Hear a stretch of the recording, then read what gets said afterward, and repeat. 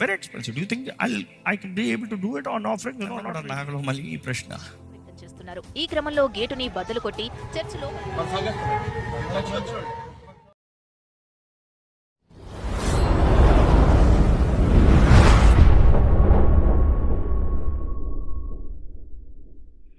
Praise the lord. దేవుని యొక్క మహాకృపలో మీ అందరికీ కూడా వందనాలు.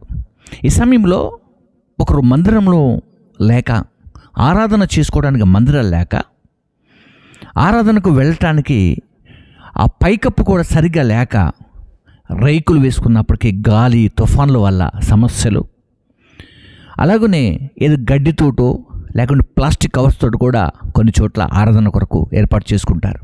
కొంతమంది రెంట్కు తీసుకుంటూ ఆరాధన చేస్తారు.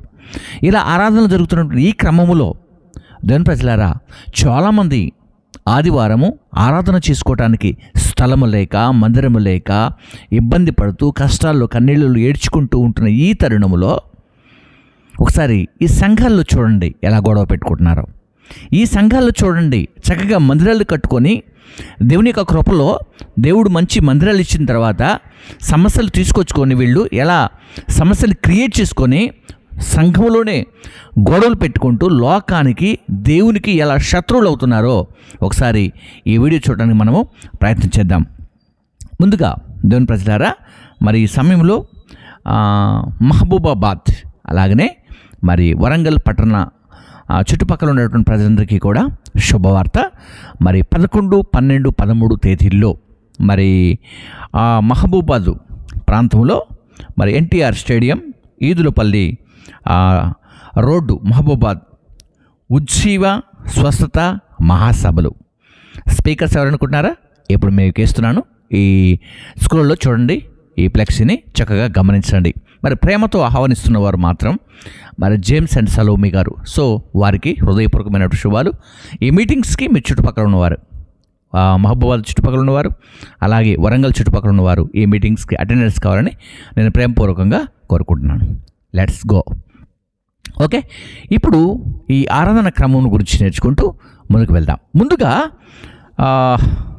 పశ్చిమ గోదావరి జిల్లా నరసాపురం ప్రాంతంలో ఉన్నటువంటి క్రీస్తు లూథరన్ చర్చ్, అందులో ఎలాంటి గొడవలు జరుగుతున్నాయో ఒకసారి గమనిద్దాం, చూద్దాం. ఈ వీడియోని చూద్దాం. ముందుగా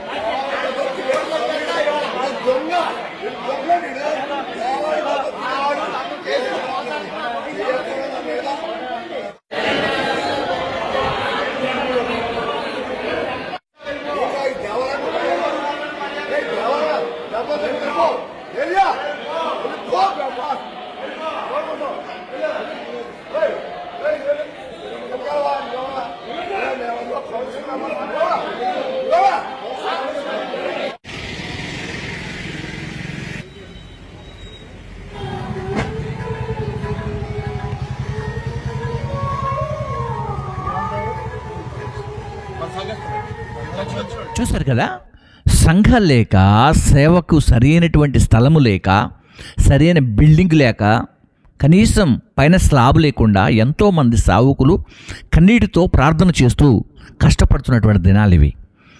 ఇలా సంఘం క్షేమకరంగా ఉండి మంచి సెంటర్లో మంచి సంఘం ఉంటే దేని కొరకు వీళ్ళు గొడవ పెట్టుకుంటున్నారు విషయాన్ని మనం చూద్దాం తర్వాత. ఓకేనా, రైట్. అలాగనే హైదరాబాదు ప్రాంతంలో ముషీరాబాదు ఆ ఏరియాలో ఒక హెబ్రోన్ చర్చ్ ఉంది. అది కూడా ఒక అద్భుతమైనటువంటి సంఘం, వేల మంది విశ్వాసులు ఉన్నారు. ఏమండి, ఆ సంఘంలో కూడా దాని ప్రజలారా ఇలా రోడ్డు ఎక్కారు. ఒకసారి వాళ్ళ గురించి చూద్దాం. అవి పీక్స్ కు చేరాయి. దీంతో ముషీరాబాద్ లో హై టెన్షన్ నెలకొంది. అసలు వివాదం ఎవరి మధ్య, గొడవ ఎందుకు వచ్చింది, ఈ ఇష్యూలోకి బౌన్సర్లు ఎందుకు ఎంట్రీ ఇచ్చారు? ముషీరాబాద్లోని హెబ్రోన్ చర్చి దగ్గర ఉద్రిక్తత నెలకొంది. ప్రార్థనలు చేస్తామంటూ చర్చి వద్దకు చేరుకున్న ట్రస్ట్ సభ్యుల్ని అడ్డుకున్నారు సొసైటీ సభ్యులు. హెబ్రోన్ చర్చి సొసైటీ సభ్యులు, ట్రస్ట్ సభ్యుల మధ్య గత కొంతకాలంగా ఆధిపత్య పోరు నడుస్తోంది. చర్చి నిధుల్ని దుర్వినియోగం చేస్తున్నారన్న సొసైటీ ప్రధాన కార్యదర్శి వీరాచారిని అరెస్టు చేయాలని డిమాండ్ చేస్తున్నారు ట్రస్ట్ సభ్యులు. అటు సొసైటీ సభ్యులు బౌన్సర్లని పెట్టి చర్చిని స్వాధీనం చేసుకున్నారని ఆరోపిస్తున్నారు. చర్చిలోకి అనుమతించడం లేదని ఆవేదన వ్యక్తం చేస్తున్నారు. ఈ క్రమంలో గేటుని బద్దలు కొట్టి చర్చి లోపల ఇక్కడ పోలీసులు కూడా ఏమండి, పోలీసులు కూడా కాపలాగా ఉంటూ ప్రహార చేస్తూ ఆ ప్రాంతంలో ఉన్న వారందరినీ కూడా అలర్ట్ చేస్తూ ప్రార్థనకు వచ్చే వాళ్ళని కూడా లోపలికి వెళ్లకుండా బయటికి వెళ్లకుండా సంఘస్థుల మధ్యలో గొడవలు పెట్టుకొని ఎలాగున ఇబ్బంది పడుతున్నటువంటి ఈ రోజులు చూసారా. కొందరికి సంఘాలు లేవు, మరికొంతమందికి కనీసం షెడ్లు కూడా లేవు. కొంతమంది నేను చూస్తున్నాను ఆయా ప్రాంతాల్లో కొన్ని కంట్రీస్లో చూస్తే అడవుల్లో చెట్ల మధ్యలో ఆయా ప్రాంతాల్లో ఎడారి ప్రాంతాల్లో కూడా వర్షిపులు జరుగుతున్నాయి. మన భారతదేశంలో మాత్రం చక్కని మందిరాలు ఉన్నప్పటికీ కూడా ఇలాంటి గొడవలు వస్తున్నాయి. సో వాటి విషయం తర్వాత మాట్లాడుకుందాం. ఆ తర్వాత మన మధ్యలో ఉన్నటువంటి రాజ్ ప్రకాష్ పాల్. సో ఈ సహోదరుడు హైదరాబాద్లో చక్కని పరిచయం చేస్తూ ఉన్నారు. వారికి ఇచ్చినటువంటి రెంట్కి ఇచ్చినటువంటి ఆ ప్లేస్ ఖాళీ చేయమని, ఇక్కడ ఆరాధన టైం అయిపోయిందని చెప్పేసి వాళ్ళు ఖాళీ చేసినప్పుడు మరొక ప్రాంతానికి వెళ్ళారట. ఆ ప్రాంతంలో దాదాపుగా అది 6 ఎకరాల ల్యాండ్, 3 ఎకరాల ల్యాండ్. ఆ ల్యాండ్లో వీళ్ళు పరిచర్య కొరకు పనిని ప్రారంభించిన తర్వాత పూర్తిగా కంప్లీట్ చేసుకున్న తర్వాత అన్నగా పోయినటువంటి శనివారమే ఆ 6 ఎకరాల్లో ఆరాధన కొరకు ఆ వాలంటీర్స్ అందరూ కూడా కష్టపడి ఆరాధన స్థలాన్ని ఏర్పాటు చేసుకోవడానికి ప్లాన్ చేసుకుంటే శనివారమే మరి పనంతా జరిగిన తర్వాత ఈ ప్రాంతంలో ఆరాధన జరగటానికి వీల్లేదు అయ్యా, మరి మీకు 6 ఎకరాల స్థలం ఉంది కాబట్టి మీకు సౌండ్ పొల్యూషన్ కూడా ఉండదు అంటే, సౌండ్ కాదు క్రైస్తవులే రావడానికి మీకు ఇష్టం లేదని చెప్పేసి ఆ టైంలో వారిని ఆ మాట అన్న తర్వాత నెక్స్ట్ డే బల్లారాధన అంటే పోయినటువంటి 2వ తేదీన. కాబట్టి ఇది చాలా కష్టమవుతుందని చెప్పేసి వారు ఒక ఫంక్షన్ హాల్ తీసుకొని మరి వారు ఎంత కష్టపడి పనిచేశారంటే రాత్రి 1 గంట నుంచి ఉదయకాల వేళ 6 గంటల వరకు కూడా వాలంటీర్స్ కష్టపడి పనిచేశారు. వాలంటీర్స్ అందరికీ కూడా హృదయపూర్వకమైన శుభాలు తెలియజేస్తాను నేను. అసలు ముందుగా ఒకసారి ఆ వీడియో చూద్దాం. అందరిని ఇటు ఆర్మీని, ఇటు వీల్ని, అటు వాళ్ళని అన్ని పేర్లు చెప్పలేదు బాగోదు. అందరిని తీసుకొచ్చి నిన్న సాయంత్రం నైట్ వరకు కుస్తీ. బట్ దెన్ నైట్ వరకు ప్రయత్నం చేశాను. I said call it of, cancel the place, they not doing it, it's not happening. నన్ను కూడా నాకులో మళ్ళీ ఈ ప్రశ్న, దేవ ఇక్కడ కాకపోతే ఎందుకు మమ్మల్ని ఇక్కడ తీసుకొచ్చావు? దేవ ఇక్కడ కాకపోతే ఎందుకు వచ్చి ఇక్కడ ఇంత కష్టపడాలి? దేవ ఇక్కడ కాకపోతే ఎందుకు ఇంత నిద్ర లేకుండా ఆల్మోస్ట్ ఫ్రమ్ వెనస్డే నుండి నిన్నటి వరకు అంత కష్టం ఎందుకు? వెనస్డే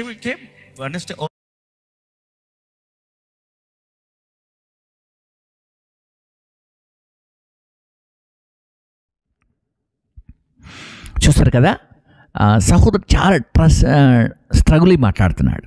నిజంగా దేవుని బిడ్డలారా, చాలామందికి సంఘ స్థలము యొక్క విలువ తెలియదండి. అది ఎంత చిన్నది కానీ ఎంత పెద్దది కానీ, దేవుడు నీకు ఇచ్చినటువంటి ఆ అమూల్యమైనటువంటి స్థలాన్ని నువ్వు ఎంతగా ప్రేమించాలో, ఎంతగా ఆ స్థలం కొరకు ప్రార్థన చేయాలో నీకు తెలియదు కాబట్టే వీళ్ళు ఇలా గొడవలు పెట్టుకుంటున్నారు. అర్థమవుతుంది. కాబట్టి ఆ సహోదరుడు లాస్ట్కి దాని గురించి మాట్లాడుతూ ఇలా అంటున్నాడు. ఒకసారి విందామా మాట. ఈ పనులు స్టార్ట్ అయ్యాయి. ఏంటి ప్రభువా, ఎందుకు ఇంత చేసి మరలా అన్ని ఖాళీ చేసుకుని బయటికి పోవాలి?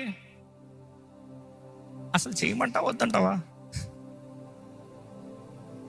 నాకైతే వైపు రేపు ప్రభు బల లైవ్ ఇస్తే అవ్వదు. రేపు ప్రభు బల నాకు అందరూ అంటున్నారు, మీరు అక్కడ పెడితే ఎవరు రారు.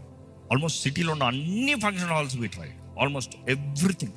నిన్న సాయంత్రం నుండి రాత్రి వరకు, నిన్న రాత్రి 9-10 ఆ టైంకి 9-10కి ఈ స్థలంలోకి అడుగుపెట్టిన తర్వాత ఏదో వేరే ఫంక్షన్ జరుగుతుంది, కోఆపరేటివ్ ఈవెంట్. అప్పుడు చూసిన వెంటనే లాస్ట్ చాయిస్ మన కాంగ్రిగేషన్ పట్టగలిగిన కెపాసిటీ చూడండి, కరెక్ట్గా కూర్చున్నాం.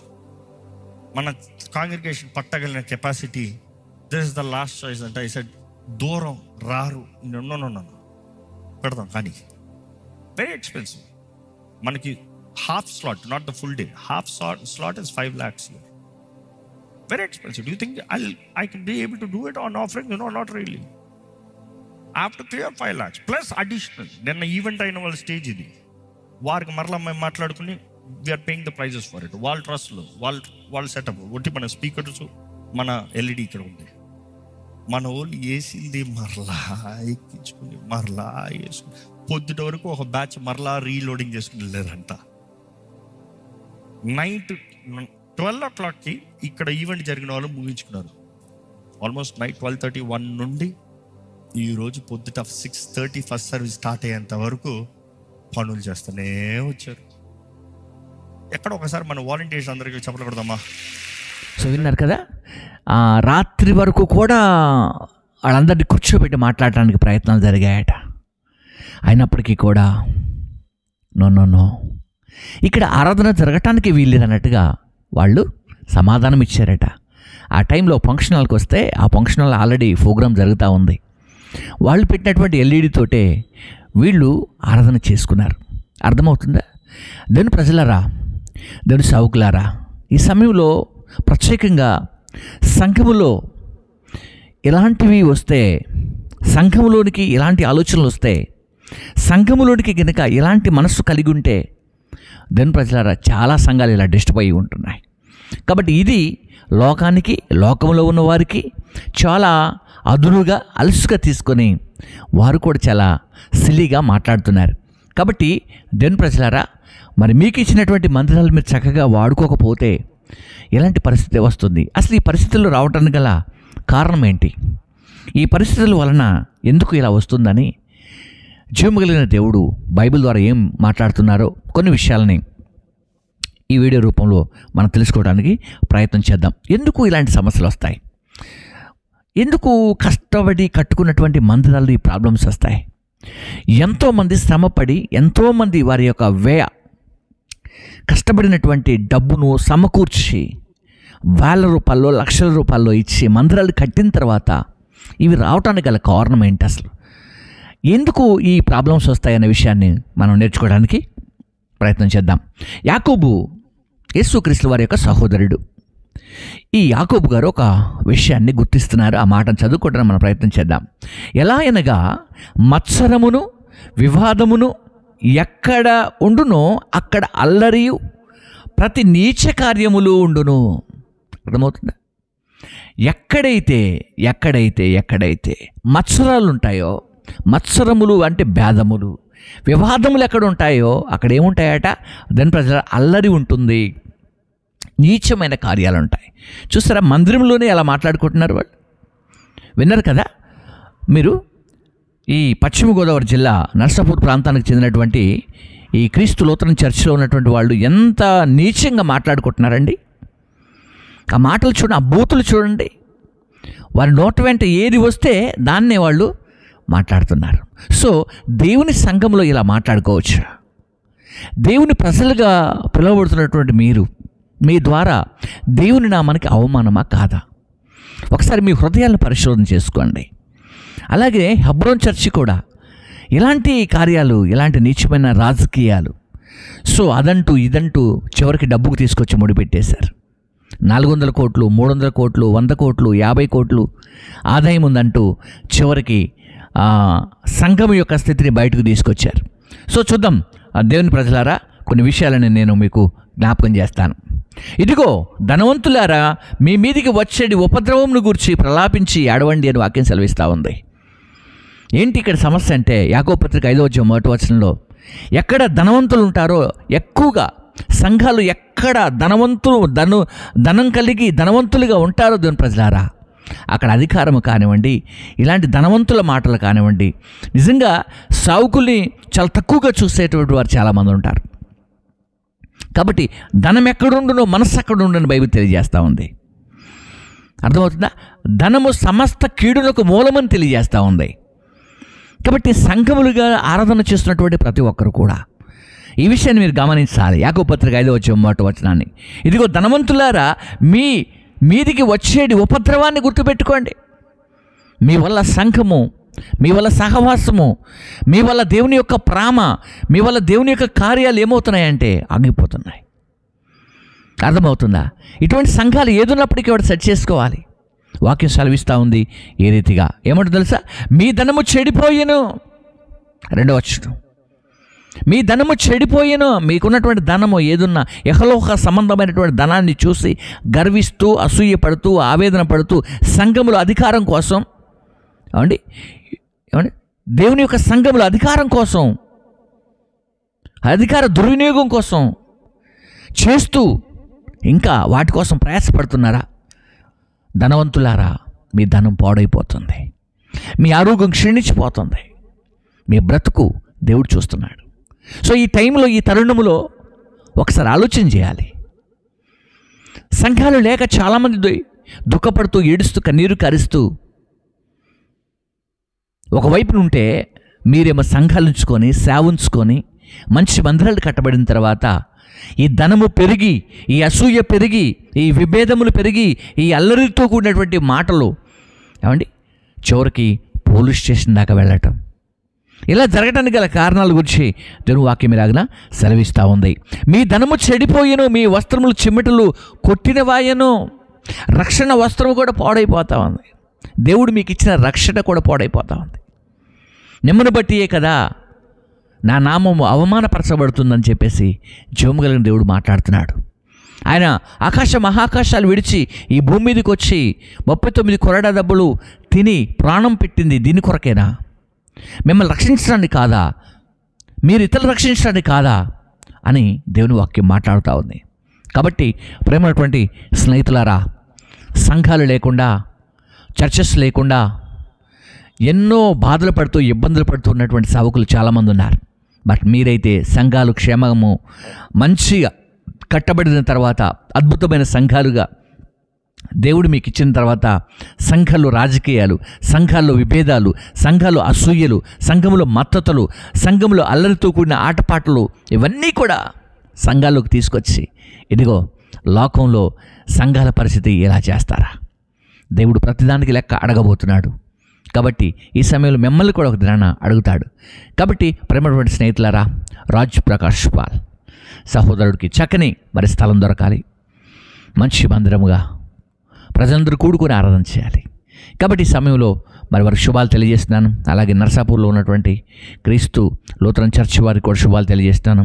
అబ్రోన్ చర్చి వాళ్ళు, హైదరాబాద్లో ఉన్నటువంటి ముషీరాబాద్లో ఉన్న చర్చి సభ్యులు కూడా ముఖ్యంగా నేను శుభాలు తెలియజేస్తున్నాను. మీరందరూ మనసు మారాలి, దేవుని కొరకు బ్రతకాలి. అట్టి కృప మీ అందరికీ సదాకాలము దేవుడు తోడై ఉండి నడిపించునుగాక. May God bless you. అందరికీ కూడా శుభాలు కలుగునుగాక. ఆలోచించండి, ప్రార్థించండి, దేవుని యొక్క పని ప్రేమతో కొనసాగించండి. అందరూ సహోదరులే కాబట్టి మీరందరూ కూడా అలా బ్రతకాలని కోరుకుంటూ ఈ నా మాటలు ముగిస్తాను. మీ అందరికీ కూడా శుభాలు తెలియజేస్తూ, Salmon Ross, Warangal. God bless you.